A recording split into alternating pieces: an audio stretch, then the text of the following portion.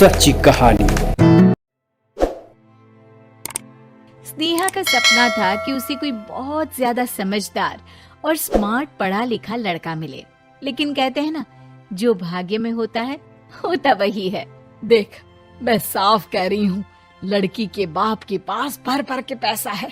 अरे एक बार लड़की ने तुझे पसंद कर लिया तो समझ के पैसे की तो नदियाँ भर जाएंगी, लेकिन फिर भी तेरी प्यास नहीं बुझेगी बेटा। अरे माँ, फ्रिज में मैंने 2 बोतल पानी की रखी है, और कैसे प्यास बुझेगी।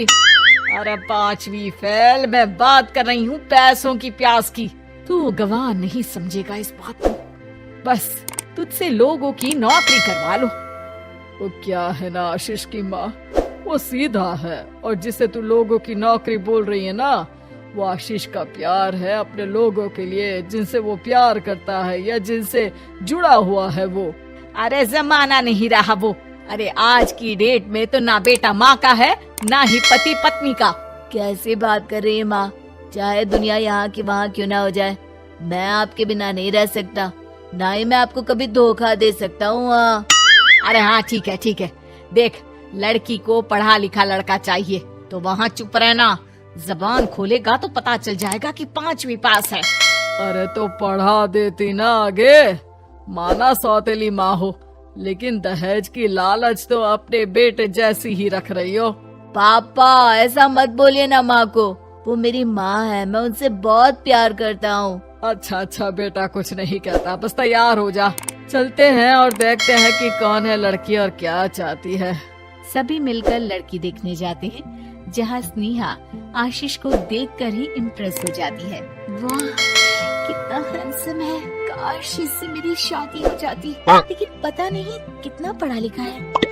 स्नेहा, लड़का बहुत अच्छा है, बेचारी की माँ दूसरी है, लेकिन देख रही है ना, हीरा भी इतना चमकीला नहीं होगा जितना कि ये। स्नेहा को समझ नहीं आता कि वो क्या करे।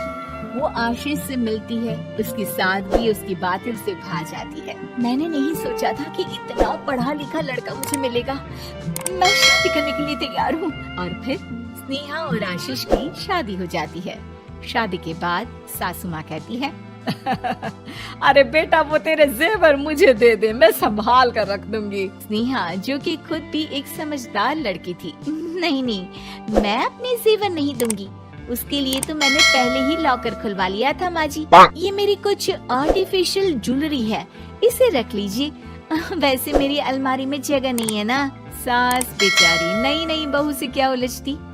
सुनिए जी, मैंने आपके लिए खाना और नाश्ता बना दिया है। ऑफिस कब जाना है? कौन से ऑफिस में? मैं तो घर का सारा काम करता हूँ। हाँ? क्या बात कर रहे हैं? इतना पढ़ लिख कर आप घर का काम क्यों करते हैं? कितना पढ़ लिख कर? मैंने तो सिर्फ 5वीं तक पढ़ाई की है। तभी वहाँ सास आ जाती है। अरे 5वीं तक भी पढ़ लिया तो समझो मेरी कृपा से, वरना तो जो इसके लक्षण थे ना, क्या बताना। अच्छा आशीष, जरा बाहर जा और भाग कर टूथपेस्ट लेकर आ। सुबह से मंजन नहीं किया। और हाँ, फिर जाकर दुकान की सफाई कर देना। तेरा छोटा भाई दुकान पर जाने को तैयार हो रहा है। स्नेहा ये सब सुनकर हैरान रह जाती है। वो सोचती है कि आखिर उससे क्या गलती हो गई जो उसके साथ ऐसा हुआ। आशीष स्नेहा के पास जाता है। सुनो, तुमको तो मैंने पहली मुलाकात में ही बताया था कि। स्नेहा आशीष की बात ही नहीं सुनना चाहती है। वो जोर से चिल्लाती है, चुप रहो बिल्कुल, गंवार कहीं के।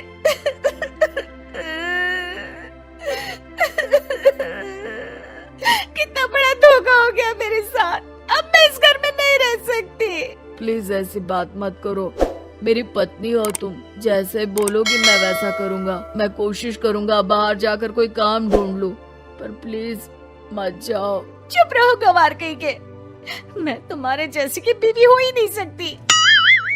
आशीष स्नेहा को लाख समझाने की कोशिश करता है, लेकिन वो अपने मायके चली जाती है। माँ चलिए ना, स्नेहा को मना कर लेकर आते हैं। अरे जाओ, बनाने जाए मेरी जूती। इतना घमंड, जैसे कलेक्टर हो कहीं की महारानी। अरे मैं तो तुझे कहूँगी कि तू भी भूल जा, हमने नहीं भगाया, खुद ही तो गई है। माँ वो बीवी है मेरी, मैं प्यार करता हूँ उससे, मैं जा रहा हूँ उसे लेने। वहीं स्नेहा के घर पर, माँ वो तो कुछ काम ही नहीं करता, घर का नौकर है, 5वीं पास, मैं नहीं रह सकती ऐसे आदमी के साथ माँ। बेटा वो लड़का बहुत अच्छा है, उसकी तारीफ मैंने हर किसी से सुनी है। तेरा पति है, अब तक एक गलत माँ के साथ रह रहा था, तू संवारेगी तो संवर जाएगा। तभी वहाँ आशीष आ जाता है। मुझे माफ कर दो स्नेहा, पर प्लीज मुझे छोड़कर मत जाओ। मेरी माँ के जाने के बाद मुझे तुम्ही से सारी उम्मीद है। तुम जैसा कहोगी मैं करूँगा, पर प्लीज मेरे साथ रहो। सबके समझाने बुझाने के बाद स्नेहा आशीष के साथ घर आ जाती है। आ गई महारानी, अब आई हो और सच्चाई भी पता चल गई है, तो थोड़ा तमीज से पति के साथ घर देख, रसोई संभाल और हम सबकी सेवा कर। देखो, मैं अब इस घर में बंटवारा चाहती हूँ। जो मेरे पति का हिस्सा है वो उसे मिले और वो आज से कोई काम नहीं करेंगे।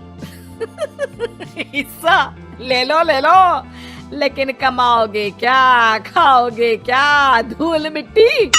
अरे तेरा पति किसी काम का नहीं है, वो तो मेरा बेटा कमा रहा है तो 2 रोटी मिल जाती है इसे।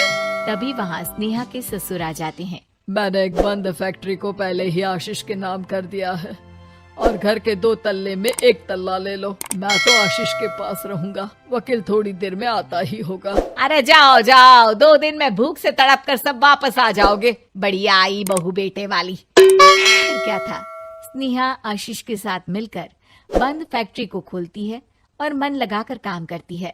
दोनों की मेहनत रंग लाती है और आशीष अपनी मेहनत से एक सफल बिजनेसमैन बन जाता है।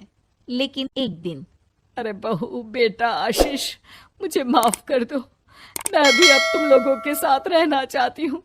इस कमबख्त ने तो दुकान का बेड़ा गर्क कर दिया। वो तो आशीष था जो सारा दुकान का काम संभालता था। बेटा हमारे पास तो अब खाने को भी नहीं बचा। माँ जी, इसे कर्म के फल कहते हैं। खैर, खाना है तो आपको और आपके बेटे को काम करना पड़ेगा, समझी? हे भगवान, अब ये दिन आ गए हैं कि बहू के साथ रहने के लिए मुझे काम करना पड़ेगा। बेटा आशीष, तू ही समझाना अपनी बीवी को। पता है ना मैंने तुझे कितने प्यार से पाला है। हाँ माँ, वो तो ऐसे ही बोल रही है आपको। अरे घर में कामकाज के लिए बहुत सारे नौकर चाकर है, आप आराम से रहिए माँ। स्नेहा आशीष का अच्छा और सरल सच्चा व्यवहार देखकर मन ही मन सोचती है, मेरा पति गवार ही सही, लेकिन दुनिया का सबसे अच्छा इंसान है। सच्ची कहानी।